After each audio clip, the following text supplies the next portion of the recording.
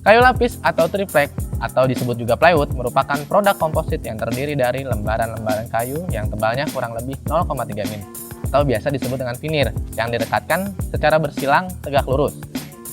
Lapisan veneer yang direkatkan biasanya mempunyai lapisan yang ganjil 3, 5, 7 sehingga sering disebut dengan istilah triplek bagi lapisan yang jumlahnya 3 atau multiplek yang lapisannya lebih dari 3. Namun ada juga sejumlah kayu yang diproduksi dengan jumlah lapisan yang genap, yaitu biasa untuk kayu-kayu yang empuk atau softwood. Dalam sejarahnya, cikal bakal plywood itu sendiri terjadi di bangsa Mesir pada tahun 1500 sebelum Masehi, di mana pada masa itu rakyat Mesir menggunakan plywood veneer atau veneer kayu itu sebagai perabotan rumah tangga, disusul oleh bangsa Yunani dan Romawi. Mereka membuat alat pemotong veneer yang biasa disebut high grain dan bowyer. Sementara itu, perkembangan plywood di Indonesia terjadi pada tahun 1980, yang dimana pemerintah mengeluarkan larangan ekspor kayu bulat atau gelondongan. Untuk tindak lanjutnya, pemerintah pada bulan April tahun 1981 mengeluarkan surat keputusan mengenai peningkatan industri pengolahan kayu yang berintikan kayu lapis. Oke guys, demikian cerita singkat mengenai kayu lapis atau triplek dan sejarahnya. Selanjutnya, saya di sini akan membahas triplek atau kayu lapis apa aja sih yang ada di Hasdi ini. So, pantengin terus channel Hasdi, jangan kemana-mana, tetap bersama saya Ucup.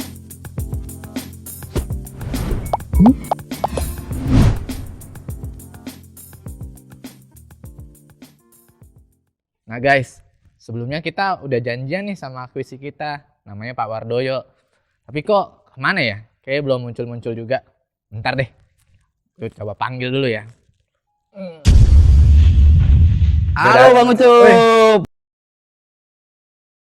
Halo guys. Nah guys, udah bersama Pak Wardoyo nih, visi kita. Pak, Gimana? mau tanya-tanya nih bentar. Oke, siap. Nanya apa? Bang Ucup. Bang Ucup siapa ini? Ucup Ucup siapa ya? Ingat-ingat ya? Ucup Gledek kayaknya. Iya.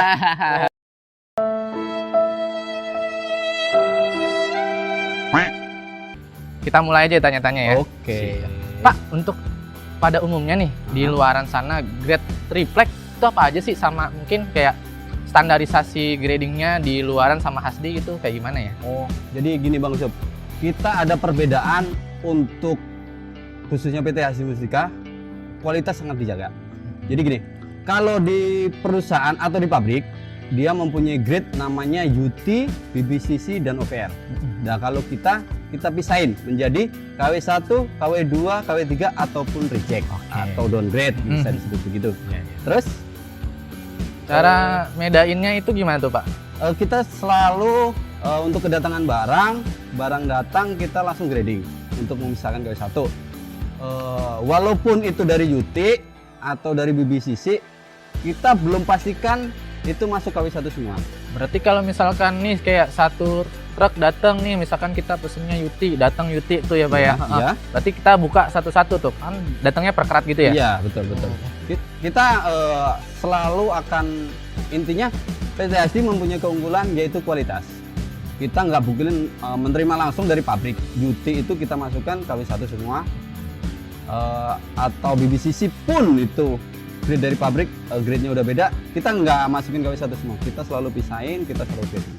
Nah, kalau misalkan nih Pak, di Hasdi, kalau menurut Hasdi grade standar Hasdi, KW1 itu ciri-cirinya seperti apa, KW2 itu kayak gimana, atau rejectnya itu gimana tuh Pak, ciri-cirinya? Oh, ciri-ciri Secara garis besar aja sih. Oke. Jadi gini, untuk KW1 Hasdi mencakup, pertama yang mutlak untuk face itu harus mulus. Mulus. Ya. Kedua boleh dempul tapi halus. Ketiga, visual dari sisi, dari face, dari back harus bagus. Itu untuk grade, masuk grade kualitas Hasdi yang bagus.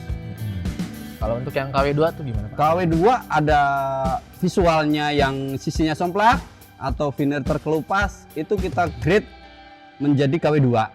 KW2 tuh ya? Iya. Kalau yang masuk KW3 atau reject tuh gimana tuh Pak? Kalau reject ada beberapa kriteria. Walaupun itu dari pabrik dibilang UT atau bisa dibilang BBCC di atasnya UT, kita selalu lakukan grading namanya ketok. Oh. Walaupun visual persegi atau tidak ada cacat, bila kita ketok dia akan mengeluarkan suara yang beda. Oh, baru tahu. Berarti ada bunyi-bunyinya gitu ya, Pak ya? Iya, itu keunggulan Nasi, salah satu keunggulan Nasi. Mantap itu ya, guys. Oke. Terus jadi pabrik kadang dia nge-grade-nya hanya random. Kalau kita grade satu persatu. Oh, berarti kalau itu buka satu-satu tuh ya? Betul.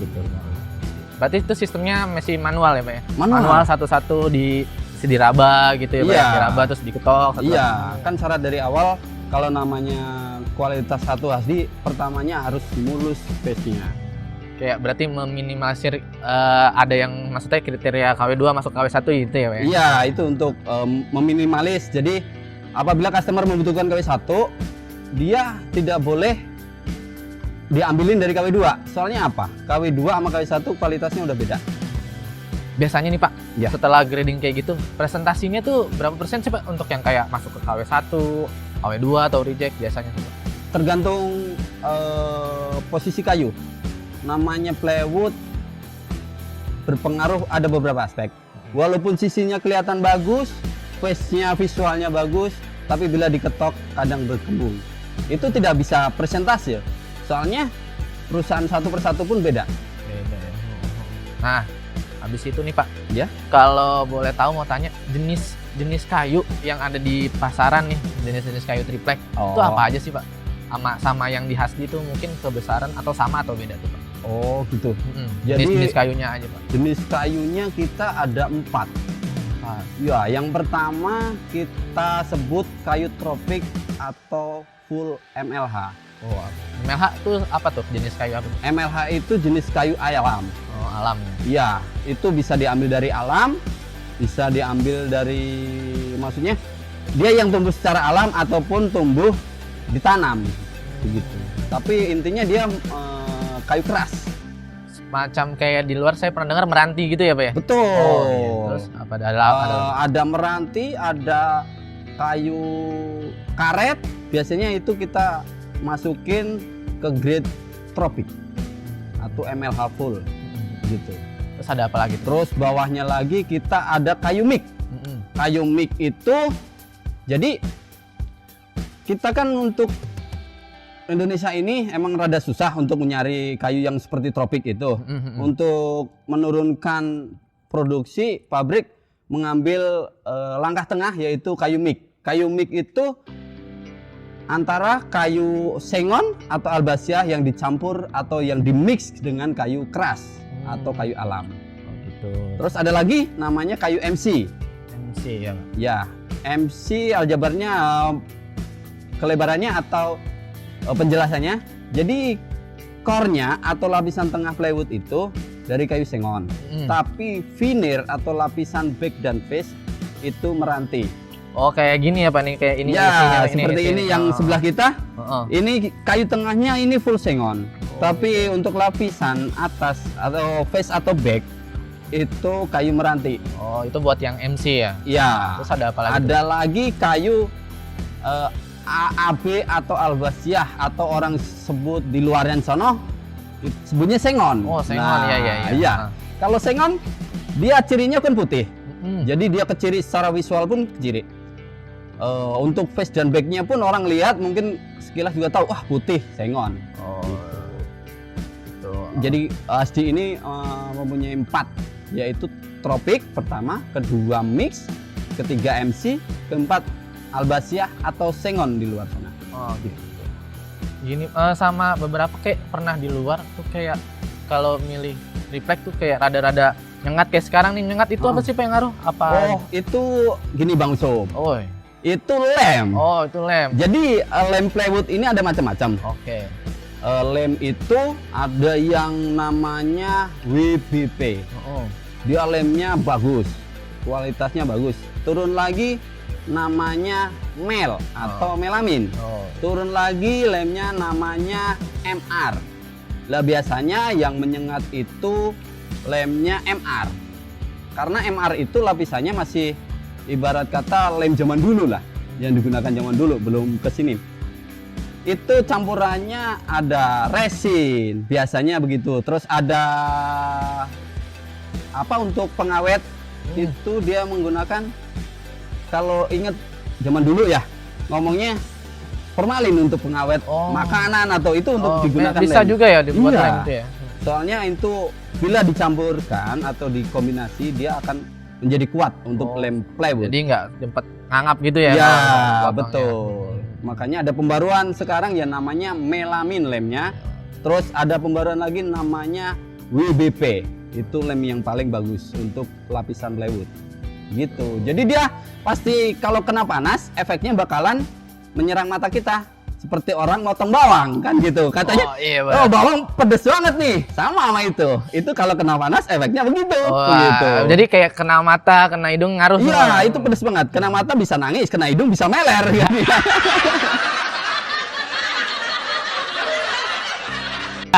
betul. Sama mau tanya lagi nih Ya, Pak. ya. Nah, banyak orang yang nggak tahu nih fungsi triplek. Itu fungsi triplek itu apa aja sih Pak? Plywood ini fungsi pertamanya untuk konstruksi dan untuk furnitur. Untuk konstruksi biasanya mereka sebut begesting. Begesting. Begesting. Begesting. Atau untuk Kayak buat penyangga gitu. tiang. Kayak buat penyangga gitu ya. Ya, jadi sebelum tiang itu dicor, dia bikin kolom untuk sleeping. Jadi kayak dibikin cetakannya gitu ya Pak ya. Cetakan tiang kalau dia. Ya, betul. Itu salah satu Oh, fungsi. Itu untuk konstruksinya. Heeh. Dan sekarang saya akan jelaskan salah satu fungsi untuk furnitur. Salah satu untuk furnitur yaitu yang umum biasanya dipakai untuk kitchen set. Kitchen set Ya. ya. Jadi untuk di dapur biasanya dia digunakan untuk pembikinan rak-rak kitchen set. Bisa buat bangku juga ya, meja-meja gitu bisa ya Pak? Salah satunya selain untuk kitchen set, mungkin untuk meja atau untuk kursi, untuk rak-rakan bisa juga. Bisa juga ya. Paling ada juga kayak buat exhibition gitu ya Pak ya. Bisa buat panggung, terus kayak buat backgroundnya ya, yang kayak di pameran-pameran gitu ya Pak. Ya, betul. Jadi untuk pembikinan dia dagang atau dia memamerkan sesuatu, itu kan biasanya butuh panggung atau butuh tempat yang terbuatnya dari plywood. Nah iya benar. Berarti nggak cuman kayak, kan dulu kan ada beberapa kayak buat penyekat-sekat dinding tuh pakai triplek tuh ya Pak ya. Sekarang udah nggak sekedar itu ya, banyak banget ya Pak ya. Sekarang plywood sangat diperlukan untuk masyarakat umum, tidak hanya untuk manufacturing atau untuk perusahaan-perusahaan atau untuk produksi. Sekarang udah banyak banget plywood, fungsi plywood itu. Begitu Bang Usup Ledek. Ternyata masih banyak juga ya, maksudnya fungsi-fungsi dari kita sendiri yang belum kita ketahui ya Pak ya. Betul. Nah terakhir nih Pak, Ya. boleh nggak sih kasih tahu tips ke kita nih cara pilih plywood yang baik dan benar buat pilih yang bagus tuh gimana tuh Pak tips-tipsnya? Ini sangat penting ini. Iya boleh. Jadi biasanya pada umumnya orang itu kebingungan, kan begitu? Pak? Iya benar, biasa Abang bingung. Usup pasti bisa gitu. Padahal disama ya, tapi dalam mata fisik visual sama saja ya. Padahal kita masih bisa cari yang bagus kan Pak ya. Betul. Gimana tuh Pak? Ada 3 tips yang perlu secara umum dilakukan. Apa aja tuh Pak? Yang pertama, kita lihat secara visual atau secara fisik. Kita lihat ciri pertama, lubang pada plywood sedikit. Dari kayak di plywood ini ya. Sisinya ini kita bisa lihat secara visual. Heeh. Apakah plywood itu lubangnya sedikit apa banyak? Berarti kayak itu bisa ada lubang tuh karena apa sih tuh Pak? Nah, jadi produksi itu namanya produksi kan secara global. Dia tidak mungkin mengontrol plywoodnya sedetail itu. Tapi kehebatan Hasdi, QC Hasdi itu selalu mengontrol lubang itu. Wah. Begitu. Iya. Terus tip kedua, Oke. kita ambil plywood 1 lembar biasanya susunan paling atas. Kita lihat, kita raba. Kayak uang aja ya. Dilihat diraba. Ya, dilihat, diraba, diterawang. Ah. Itu betul, itu berlaku untuk plywood. Kalau plywood yang tipis, kalau diterawang bisa kelihatan. Tapi kalau plywood yang tebal tidak bisa. Jalan satu-satunya kita raba, kita lihat visualnya, permukaannya bagus atau tidak, mulus atau tidak. Kalau orang pabrik sebutnya sanding. Oh, Sandingnya sanding. halus atau tidak. Sandingan ya gitu kalau di mana ya. Dan tips ketiga, Gimana tuh Pak? kita memerlukan, gampang aja lah ngambil di sekitar kita kayu atau batang atau ranting, kita potong secukupnya. Kita lihat, kita taruh plywood itu berdiri, kita ketok. Itu biar apa tuh Pak diketok? Jadi itu bisa untuk memisahkan atau kita bisa mendengarkan bahwa plywood itu lemnya rata atau tidak. Ya kayak misalkan kalau itu digunakan kayak untuk furnitur kali yang buat potong-potong Ya, Pak. Jadi betul. kalau habis dipotong pas lihat dalamnya nggak mangap gitu ya. Ya itu. Jadi tips 3 itu yang terakhir itu untuk fungsinya untuk melihat plywood itu padat atau tidak lemnya, rata atau tidak. Efeknya bila di furnitur, bila dipotong itu biar tidak belah atau tidak mangap karena lem yang tidak rata. Begitu Bang. Wah, tips-tipsnya berguna sekali tuh guys. Jadi kalian yang belum tahu caranya milih-milih triplek yang baik, yang benar, kita udah dikasih tahu tipsnya. Ada 3 cara tuh ya kan. Pak, kayak gitu aja. Terima kasih untuk cerita-ceritanya. Ini Bapak mau ngilang lagi apa gimana nih perginya? Oh nih? jangan Bang Usul. Nggak boleh hilang-hilangan dong. Iya. Oke lah Bang Ya, Usul. ya, makasih Pak. Kita nanti ketemu lagi di Iya. selanjutnya. Oke, Iya. Bang Usul, Ya, selamat ayo siang. Pak. Hati-hati Pak. Oke guys, demikian kita sudah membahas plywood, gradingnya, tips-tips cara memilihnya, ya kan, di Hasdi ini seperti apa. Untuk kalian yang mau tahu video selanjutnya kita mau bahas apa lagi, pantengin terus video-video dari channel Hasdi. Jangan lupa subscribe, yang belum subscribe, share dan like-nya juga. Serta kalian yang mau nanya-nanya boleh langsung komen di bawah, ya kan.